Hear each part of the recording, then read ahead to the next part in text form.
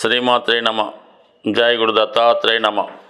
ఈ వీడియోలో మనం వృశ్చిక రాశి వారికి ఫిబ్రవరి 16 నుంచి 28 మధ్యలో జరగబోయే పక్ష ఫలితాలు తెలుసుకునే ప్రయత్నం చేద్దాం. వృశ్చిక రాశి వారికి చాలా వరకు కేంద్రంలో 4 గ్రహాలు ఏర్పడడం జరిగింది. అంటే చాలా కాలంగా ఉన్నటువంటి అర్ధాష్టమ శనితో పాటు రవి కూడా అక్కడ చేరడం జరిగింది. అలాగే బుధుడు అష్టమ లాభాధిపతిగా చేరడం వల్ల తప్పనిసరి పరిస్థితుల్లో ఏదైనా place of change, job change లాంటివి వచ్చే అవకాశం ఉన్నది. ఇక్కడ ఉద్యోగస్తులకైతే మాత్రం ఏదైనా తప్పనిసరి ట్రాన్స్ఫర్ కానీ, ఉద్యోగంలో ఇబ్బందులు ఎదుర్కోవడం కానీ, అధికారుల వల్ల ఒత్తిడి చికాకులు రావడం జరుగుతూ ఉంటుంది. చిన్న చిన్న వ్యాపారస్తులు లాంటి వాళ్ళకి ఎలా ఉంటుందంటే అధికారుల వల్ల వేధింపులు, ఏదో విధంగా ఆ వ్యాపారాన్ని అక్కడ తీసేసి వేరే చోటుకి వెళ్దామనే ఆలోచన కూడా ఉండడం జరుగుతూ ఉంటుంది. ముఖ్యంగా ఏంటంటే స్థిరాస్తి అమ్ముదామని ప్రయత్నం చేస్తున్న వాళ్ళకి ఇది చాలా చక్కని ఫలితం ఇవ్వడం జరుగుతూ ఉంటుంది. ఏదైనా పోగొట్టుకోవడానికి మాత్రం ఇది బాగా పనిచేస్తున్నమాట. అంటే స్థిరాస్తి అమ్మచ్చు, వాహనం అమ్మచ్చు, ఉన్న చోటు నుంచి వేరే చోటుకి మారచ్చు, ఉద్యోగం వదిలేసి వేరే చోటుకి వెళ్ళినా కూడా ఈ గ్రహస్థితి మీకు అనుకూలించడం జరుగుతుంది. అలాగే సడన్గా మీ కుటుంబంలో తల్లిగారికి కానీ తండ్రి గారికి కానీ ఏదో స్వల్ప అస్వస్థత వల్ల, అనారోగ్య సమస్యల వల్ల వారి కొరకు కొంత సేవ చేయవలసి ఉంటుంది. కొంత సమయాన్ని వెచ్చించి మళ్ళీ అవన్నీ సెటరైట్ చేసుకోవడం జరుగుతూ ఉంటుంది. అంటే ఏదైనా మాతృ వ్యవస్థలో స్థిరాస్తుల విషయంలో ఇబ్బందులు ఉంటాయి. విద్యార్థులు చదువు పైన చాలా ఎక్కువ శ్రద్ధ పెట్టవలసి ఉంటుంది.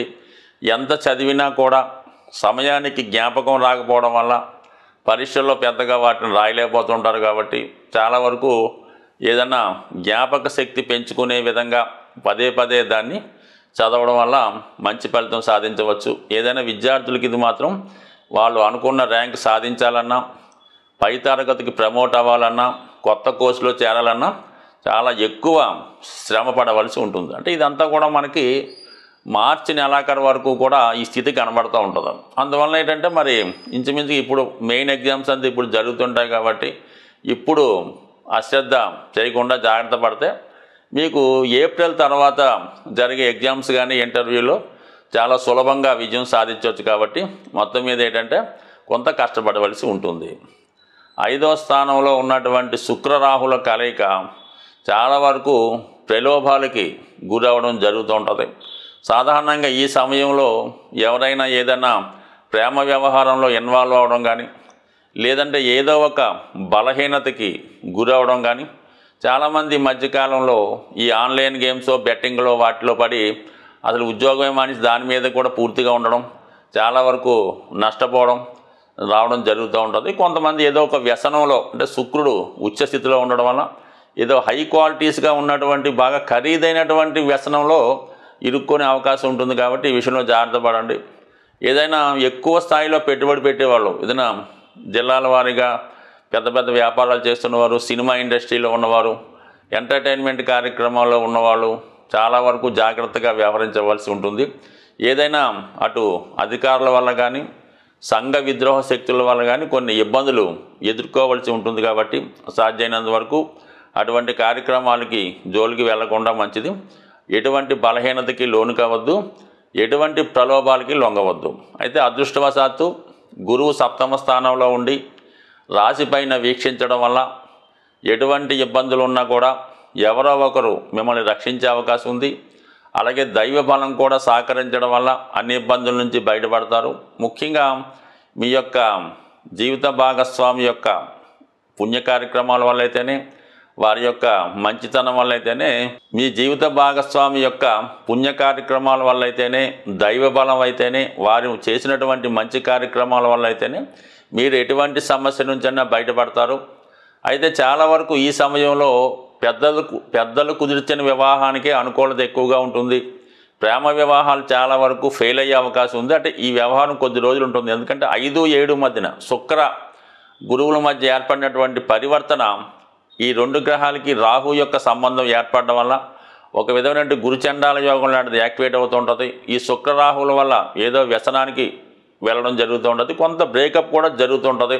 సడన్గా అవతల వాళ్ళు మిమ్మల్ని మోసం చేయొచ్చు, లేదా మీరే అవతల వాళ్ళని హ్యాండ్ ఇచ్చే ప్రయత్నం కూడా జరగవచ్చు. కాబట్టి సాధ్యమైనంత వరకు వీటికి ప్రిపేర్గా ఉండడం మంచిది. బట్ ఏదైనా కేతువు లాభస్థానంలో ఉంటూ ఒక అనుభవజ్ఞులు, బాగా యోగులు, సిద్ధాంతులైనటువంటి వాళ్ళు మీకు చాలా వరకు మంచి సలహా ఇవ్వడం జరుగుతుంటుంది. వారి సలహా వినడం వల్ల, గురువు సప్తమ దృష్టి వల్ల చాలా సమస్యల నుంచి ఈ సమయంలో మీరు బయటపడే అవకాశాలు ఉన్నాయి. అలాగే వివాహం కుదుర్చుకునే ముందు కానీ ఏదైనా ఒక పెళ్లి సంబంధం ఒప్పుకునే ముందు అవతల వాళ్ళ యొక్క విషయాలు, వారు చెప్పింది ఎంతవరకు కరెక్టు, అంత జెన్యున్గానే చెప్తున్నారా, లేదంటే ఏమైనా టైములు మార్చారా, డేట్ ఆఫ్ బర్త్లు మార్చారా, ఉద్యోగాన్ని మార్చారా, అసలు క్యాస్ట్నే మార్చారా అనే విషయాన్ని కూడా గమనించి నిర్ణయం తీసుకోవడం మంచిది. తీరా ముందుకెళ్ళిపోయిన తర్వాత అసలు విషయం తెలుసుకుంటే చాలా వరకు చేయలేని పరిస్థితి ఏర్పడుతూ ఉంటుంది. కాబట్టి ఈ విషయంలో చాలా వరకు ముందు జాగ్రత్త వహించండి. అంటే ఒకరితో ఎఫ్ఐఆర్ పెట్టుకోవాలన్నా, ఒకరితో కొత్తగా వ్యాపారం ప్రారంభించాలన్నా, వివాహ సంబంధం కుదుర్చుకోవాలన్నా చాలా జాగ్రత్తగా నిర్ణయం తీసుకుంటేనే మంచిది తప్ప ఏమాత్రం తొందరపడినా తర్వాత చూసుకోవచ్చులే అంటే ఇంకా తర్వాతే అవుద్ది. కాబట్టి చాలా జాగ్రత్త వహించండి. బట్ ఏదైనా దైవానుగ్రహం మీ మీద సంపూర్ణంగా ఉన్నది. మీరు ఉండవలసిందల్లా చాలా జాగ్రత్తగా, నిదానంగా వ్యవహరిస్తే అన్నీ మీకు అనుకూలంగా మారే అవకాశం ఉంటుంది. ఈ మధ్యకాలంలో మీరు ఏ పని ప్రారంభించినా తరచూ మధ్యలో అయిపోతుంటాయి. దానికి కారణం ఏంటంటే ఈ గోచార సంచారంలో కుజుడు మిథున కన్య రాశుల్లో సంచరిస్తున్న, కేతువు కన్యా మిథునంలో సంచరిస్తున్న చాలా వరకు పనులు మధ్యలో అయిపోతుంటాయి అన్నమాట. గోచారం అందరికీ వర్తిస్తుంది ఇది.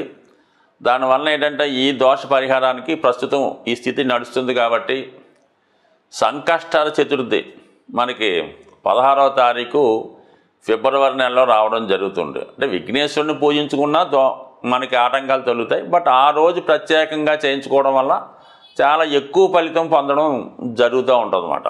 సో ఇది విధి విధానంగా విద్యార్థులైనప్పుడు ఏం చేయాలంటే విఘ్నేశ్వరుని గరికతో అర్చించవలసి ఉంటుంది.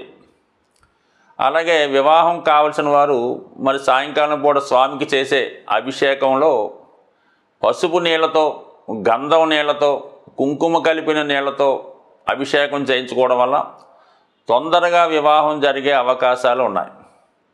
ఎవరైతే ఆర్థిక పరంగా చాలా ఇబ్బందులు పడుతున్నారో వాళ్ళు అదే రోజు ఆలయంలో జరుగుతున్నటువంటి గణపతి హోమంలో అటుకులు, బెల్లం లేదా తీపి పాయసం మరి ఆ హోమంలో ద్రవ్యంగా ఉపయోగించడం వల్ల చాలా వరకు మీకు ఈ ఆర్థిక సమస్యల నుంచి బయటపడే అవకాశం ఉంది. అన్నిటికీ కూడా కామన్గా ఉన్న చిన్నగా ఇది శాస్త్రంలో చెప్పినటువంటి పరిహారాలు ఈ సంకష్టాల చతుర్థిలో చేయడం వల్ల కంపల్సరీగా మీకు ఈ ఫలితాలు తొందరగా ఆగకుండా రావడం జరుగుతూ ఉంటుంది. సరే, అలాగే మన అదృష్టవశాత్తు ఇదే మాసంలో 26వ తారీఖున మహాశివరాత్రి రావడం జరుగుతుంది. మరి ఆ రోజు కంపల్సరిగా నియమంగా ఉంటూ సాధ్యమైనంత వరకు ఏదో ఒక శివాలయాన్ని సందర్శించడం వల్ల శివుడికి అభిషేకం చేసినంత వరకు మనకి ఆ రోజు అంత ఖాళీగా ఉండకపోవచ్చు.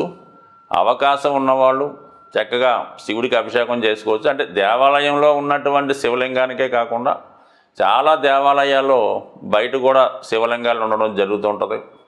వాటికి కూడా మీరు చక్కగా అభిషేకం చేయించుకోవడం మంచిది, లేదంటే సొంతంగా చేసుకోవడం మంచిది.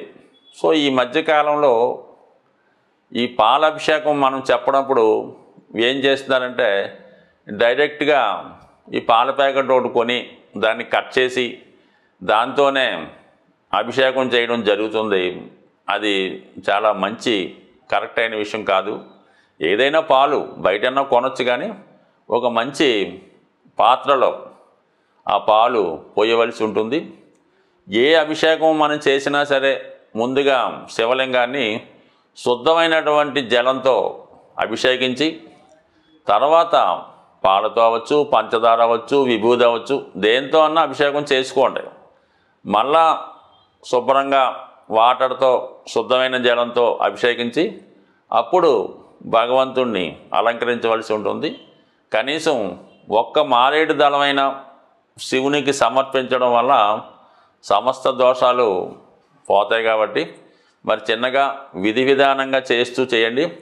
ఏదో ఒకరు చేస్తుంటే వాళ్ళ మీద ఇంకొకరు పోయడం, ఒకరు పూజ చేస్తుంటే ఇంకొకరు అభిషేకం చేసేయడం, ఇంకొకరు కొబ్బరికాయ కొట్టేయడం, ఆ విధంగా శివుడికి ఇబ్బంది పెట్టకుండా, అతనికి మనశ్శాంతికి ఏమాత్రం భంగం కలగకుండా ప్రశాంతంగా అభిషేకం చేసుకుంటేనే ఆ ఫలితం దక్కుతుంది తప్ప మరి శివునికి కోపం తెప్పించే విధంగా చేసేదనుకోండి, మరి దాని ఫలితం ఎంబటినే చూడడం జరుగుతుంది. స్వస్తి.